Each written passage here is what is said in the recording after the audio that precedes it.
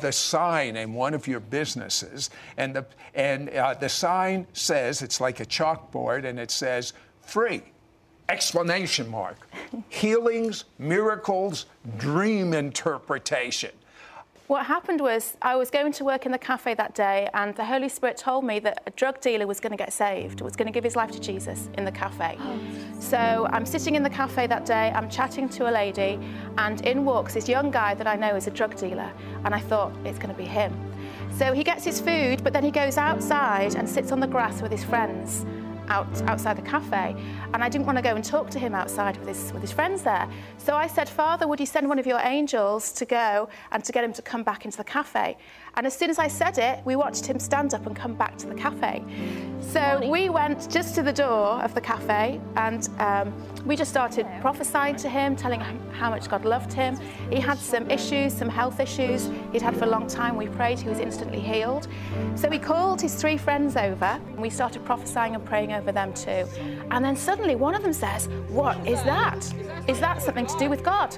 And I look up, and right in front of our cafe, you know, in the middle of this big housing estate with the crime and the drugs and everything, is the biggest, hugest cloud. I mean, it was so thick, I couldn't see through it. I don't know how high it was. It was too high to see. Were you the only one that saw this? No, because these guys said, what is that? Is that to do with God? And it was about 100 feet from end to, you know, wide. These drug dealers are saying, what is that? That's the type of signs we need. Are you agree? What is that? And I so wish that I'd taken a photo, but I said, you know, I think that is the glory cloud, it's the presence of God. And the first thought in my head, I just said it out, I said, who wants to get saved? Who wants to give their life to Jesus? And they all four went, yeah, we want to get saved. So I said, well, I thought I'd better explain what it means. I said, your life is going to change. Your life will no longer be your own.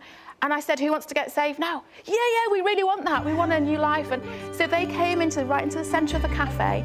People all around eating their food. You know, my mother-in-law sitting there watching it all. They get on their knees, the 4 of them, and me and this other woman, we hold hands in a circle right in the middle of the cafe, and they confess their sins.